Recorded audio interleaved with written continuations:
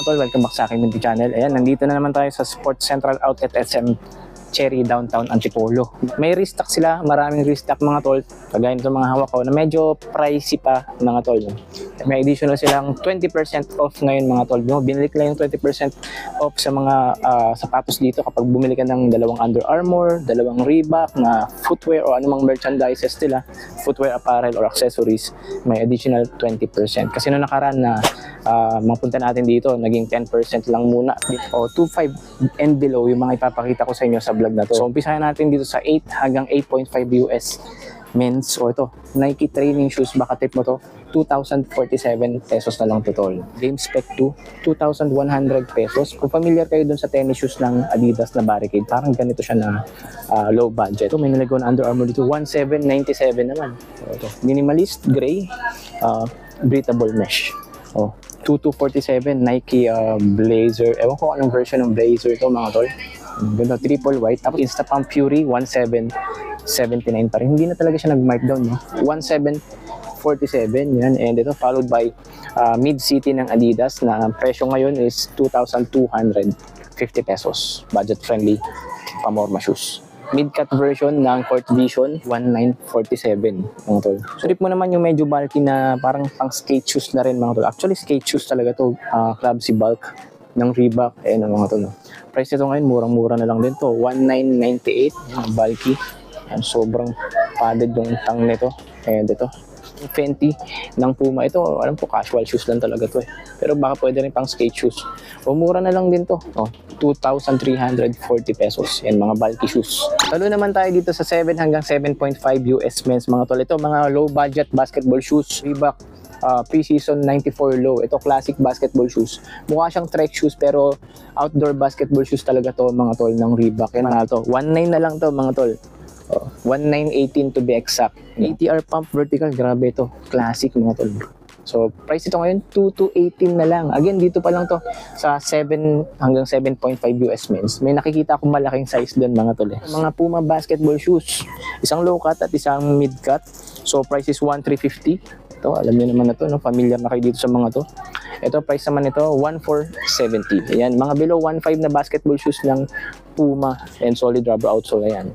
Reebok ATR Decimator 1,438 na lang. Mabenta talaga tong classic basketball shoes na to kasi napakamura na tapos pang outdoor pa. Dame Certified 2, meron tayo dito nakasale na ng around 2,120 mga tol. Yung ibang colorway, parang ganito na lang din yata yung price. Ang classic Iverson, nandito naman yung Answer 3. Mga tol, price is 2,398 pesos. From original price of, kung hindi ako nagkakamali, around 9K yung unang bagsak nitong Answer 3. Oh, yung unlimited, 2,200 pesos. 1K series naman yung papakita ko sa inyo mga tol. 7 hanggang 7.5 US.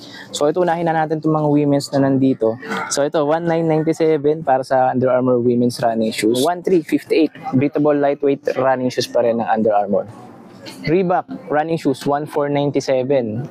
Minimalist colorway. Ito yung ano eh, Rider 5 nga, Rider 5. Alam niyo mga tol, bumaba to ng 900 dati, ngayon nag-mark up siya, pero mura pa rin, 1,497. Tapos breathable running shoes ng Under Armour, 1,119 na lang. 6 hanggang 6.5 US women's mga madam. Para sa inyo naman mga madam, no, Falcon women's, no, 1,590 lang. Minimalist pamorma ng Adidas. Sa mga mahilig ng bulky shoes pamorma, ito panalo to, 1,500 lang. Under Armour training shoes, 1,599 lang. Ganda. Crimson red, hindi po siya pink, crimson red. Nike running shoes, yung Nike Flex, 898 pesos. Nike Flex women's running shoes. Ito naman Under Armour running shoes, 1,799. 1,278 Reebok running shoes for women's. Tapos pasundan natin ng Reebok lifestyle shoes, 2,236. Ito pamorma for women's, no, 6.5 o 6 to 6.5 pa rin. Tapos ito, Nike and Adidas, no? Ito Blazer low, 2,038 women's. And Adidas na naka-boost, 1,600 pesos. Performance shoes pa rin ng Adidas and Reebok mga tol. Ito, Supernova, 1,800 pesos lang. Wala na palang 2,000 to, no? Ang ganda na ito mga tol, Alam ko pang kids to, nahalo lang dito. 1,078 pesos. So ito, CL Leather for women's. Murang-mura na lang dito, 1997. Baka naghahanap ka ng pamorma lang, madam. Ito, panalo din to. 19 na lang. And ito, isa pang version niya, mura na lang din to. Oh, same price lang, 1997. Mga Reebok shoes pamorma for women's. Gusto niyo yung mga minimalist lang na white? Yan, ito. Meron tayong mura-mura dito. Itong isang to, 1,318 pesos. Ano, women's running shoes ng Under Armour. And ito naman, 1,747. Tapos silver na yung branding niya dito. Ito above na to sa bracket na binigay ko kanina na 2,500 pesos and below. Pero konti lang naman yung price difference. Kaya singit ko na lang din itong mga signature shoes na Lebron. Yung Lebron 20 Next Gen. Good news mga tol, wala na tong 3,000 piso. 2,668 pesos na lang to mga. May triple white pa ako nakita nito. Tsaka may black patent leather. Kaso yun yata yung mahal yung patent leather na black. Then itong suede ito. Gusto ko to mga tol. Yung kulay grapes. 2,668 lang din. Sa 9 hanggang 9.5 US means. Silipan natin yung mga performance shoes nila dito. Below 2,500. Unahin na natin itong Nike na to. 2,198. Yan, baka naghahanap kayo nito. Ibang colorway nito. Meron pa rin yata dito. Again, 2,1 na lang to. Running shoes, 2,147.50 naman. Yan, ito mas maganda to, no? Solid pa yung swelas to. Ganda talaga nito. Pati yung gray nito. So, ito training shoes, yung nano high cut or mid cut na to. 2,278. Baka naghahanap ka ng training shoes na ganito tol. 2,2 na lang. And Adidas running shoes. 2,200 pesos lang din. Ito mga tol, 1,278 pesos. Lightweight breathable running shoes. Meron tayong blazer low dito na triple white. 1,288 na lang. 9 US men's tol. Ganda nito, promise. Nike running shoes, 1,447. Pangalan nito. Tama, Revolution nga. Nike Revolution with silver swoosh. Ang ganda nito. Running shoes na pwedeng pamorma. Pang Nike Flex, 898. Parang ganito na rin yata yung napakita ko kanina sa women's, no? Meron din sa men's dito sa may 9 hanggang 9.5 US men's. Lang din, 838 pesos. Reebok walking shoes. Pang lakad-lakad lang, no? Nike Flex na naman, 1,797 mga tol, kulay gray. Ito mga presyong below 2,000 pesos mga tol. Running shoes ng Adidas, 1,200 pesos na lang pala to. Ito, 1,500 pa to nung huli kong pinakita at maraming colorway to dito. CL leather pala to. 1,997, ito rare na colorway to. Napakabihira ko lang makakita nito mga tol. Sa mga stores kasi, regular stores, nauubos na to. Kaya kung umabot man sa outlet stores, swertihan talaga mga tol. Ito 1,018 peso Reebok Rewind mga tol. Pamorma shoes. Then Adidas na pamorma shoes 1,900 na lang. Ano pangalan nito? Ozil ba yun? Ako nakalimutan ko pangalan nito. Maganda to tol. Yan, sa mga mahilig ng mga bulky shoes pamorma ito.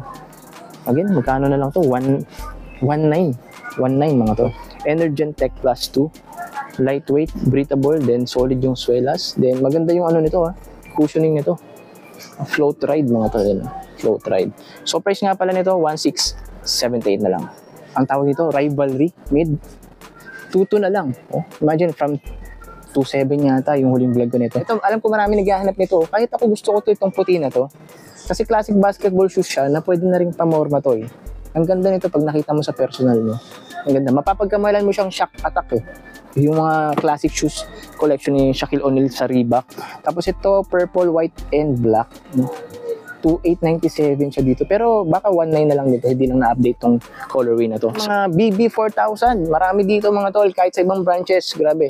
BB4000 mid.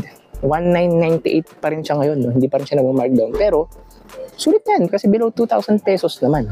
Sa mga low-cut version ng BB4000 mga tol, ito yung mga gagandang colorway. Abangers din ako dito mga tol. Same price pa rin sa dati na lang markdown price, no? So, 1,998. Club C85 bulk. 1,998. So, napakita ko na yata yung black nito kanina mga ATR Chill 1,258. Yan, baka trip mo to. 1,258 na lang to. Pamorma shoes ng Reebok. 1,758. Yan. Face court and LT court naman is 1,918 mga tol. Ayan, napakaraming yung options ng pamorma dito, especially sa brand ng Reebok. Dito pa rin sa 9 hanggang 9.5 US men's mga tol, Reebok pamorma shoes pa rin, below 2,000 pesos.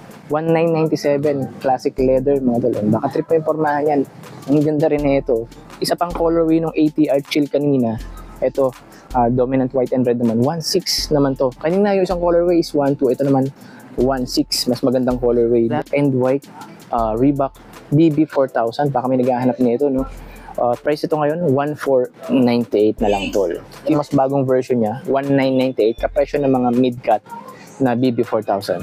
So, mga lightweight running shoes ng Nike, 1,797, yung Nike Flex of Flex Experience pala to mga tol, no?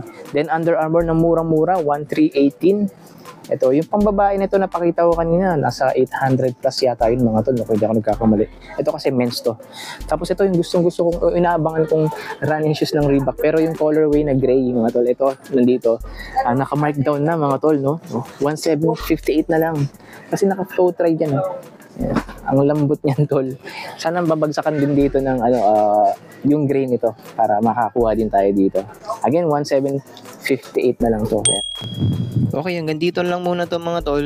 Medyo mahaba kasi yung recording ko ngayon, so mahirapan ako mag-edit kung isasagid ko sa isang video. So may part 2 tayo, abangan niyo kasi magaganda din yun sa part 2 para updated din kayo doon. Tapos subscribe sa mga hindi pa nakasubscribe. At may mga updates pa tayo sa mga iba pang branches, kaya abangan niyo yan mga tol.